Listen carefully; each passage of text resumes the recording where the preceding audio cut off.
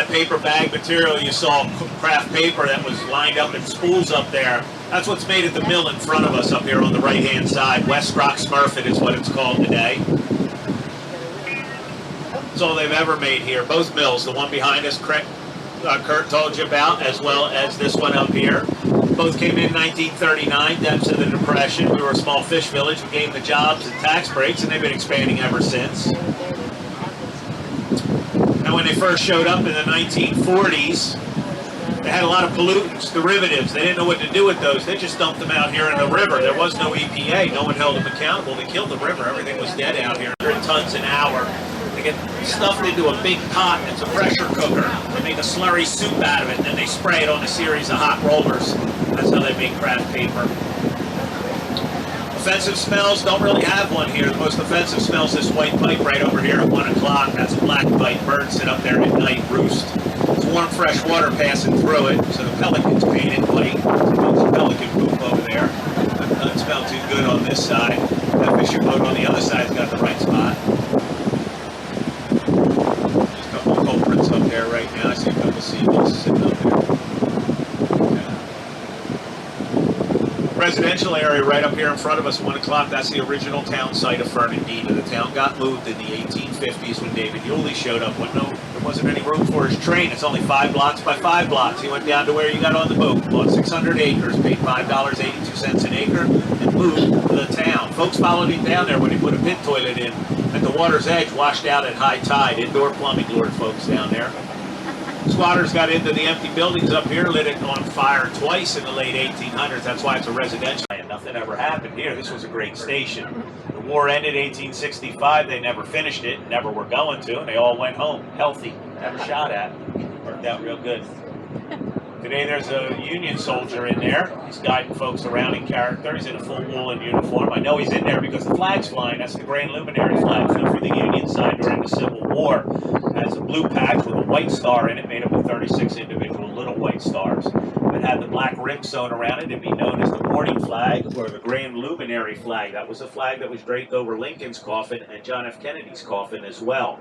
You find one in Grandma's attic, that's the Holy Grail of flag collectors. Could be worth up to $250,000. Don't take that one, it is not an original. There's a big tide line right in front of us. See how that dark water is butting up against the shiny water coming in from the ocean? This is pushing straight to us. Yeah, that clean water's coming in out of the ocean, and it's going to drive the river back over here. To get into the park, $6 for a carload of 8 people get you in for the day, so it doesn't break the bank. You get in before 5 o'clock, you can stay as late as you want. Go to the beach all day over here. They have beautiful dune parking, indoor, outdoor showers, really nice toilets. I often come to the beach here. Afternoon, I'll grab a shower, come over to the fort, take a tour, heckle that Union soldier, ask him all kinds of questions about modern stuff that he's not supposed to know about. Yeah, summertime, he's in a full woolen uniform. He's a half a breath from death. I often make him get out in the sunlight and ask him stupid questions. Yeah, he's a good friend of mine.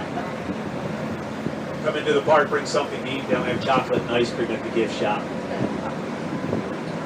Grab something good like a sandwich or some fried chicken for the raccoons that are stationed in every trash can over here. They're giving out Yelp reviews. All right, I'll show you where the property line is. Now, right out in front of us, 2 o'clock, there's a jetty. See the rock pile? That rock pile comes off the tip where that boat's sitting right on the point.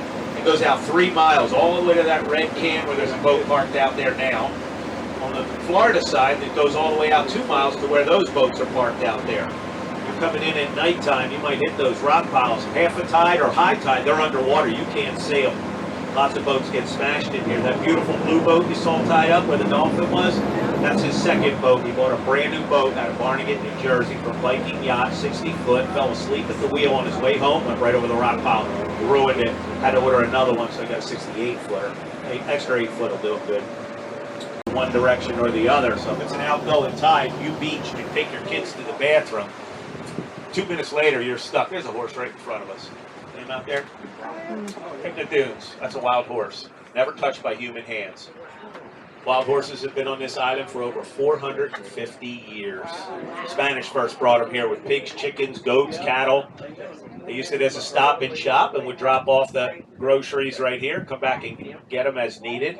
Originally, they were small Spanish marsh tacky, little ponies like you see up at Assateague, Chincoteague, Maryland, Virginia border barrier island. These have all been bred out of that Spanish blood. These are full-size horses, more closely related to what ran the Kentucky Derby. That is because the Carnegies came down here in 1880 and bought 90% of this island. Now, this was Thomas and Lucy. Thomas was the younger brother of Andrew, the more famous Carnegie brother, but an equal partner in the business, and he had married Lucy Coleman Carnegie. She released her horses into the wild in 1916 when she passed away, and they took over the breeding. This horse out here is No Name. That's his name. I've given it to him. He's a horse in the desert with no name. He's a young stallion. He's 4 years old. He's been wandering around. He's trying to get a girlfriend this spring. He got into a fight. He got beat up pretty good. He was hobbling. I was worried about him, but he recovered. But his confidence was shaken.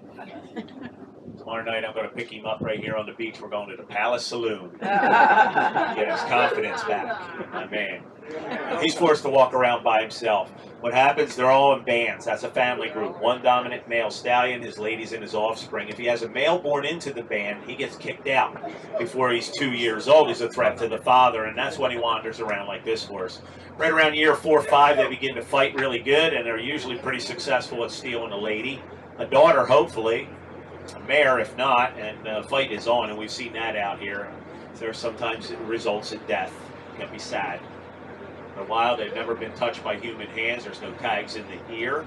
Park Service does nothing with for or against them. The only thing they do is count them in December. Grid off the island. Volunteers come over. They count them. They come up with a number. This year's number was 217. Last year's number 214. Never less than 150 horses. Never more than 250 horses, because the horses don't live long on this island. About 15 years is an old horse over here. 12's the average. Some more horses right over there by the water's edge. A couple of them. That's a band. That looks like his buddy over there that he was teaming around with before that little home wrecker showed up last year. He got a girlfriend. They're going to sit in the back. Nice chairs. Big white pelican over here on the beach. They're just starting to come in from the flyway area. These are the ones in the comic strips. There's 8 different breeds of pelican. We have brown pelican and white pelican here. These are the white ones. Second largest wingspan next to the California condor when they're full grown. These are juveniles. Pelicans that show up on our side, east coast of Florida, are all under 4 years old. When they become an adult nesting pairs, they go to the Tampa side or California and hang out with these kids. They're very shy and scared. Brown pelicans, you can take one of those home. You got fish in your hand, or follow you right into the hotel. These are skittish. Nothing to do with people. But they have the orange beak, the black tipped wings, they're the ones in the comic strip. This beach will be covered over in a few weeks. On the way down. There's a white horse out there at 3 o'clock. So I think I'll cover that one in a minute. That's a good horse. When it picks its head up, you'll see the unicorn sparkling. That's our foal right behind her. She's female. There's a little brown horse behind her. That's our thing who was just born this year.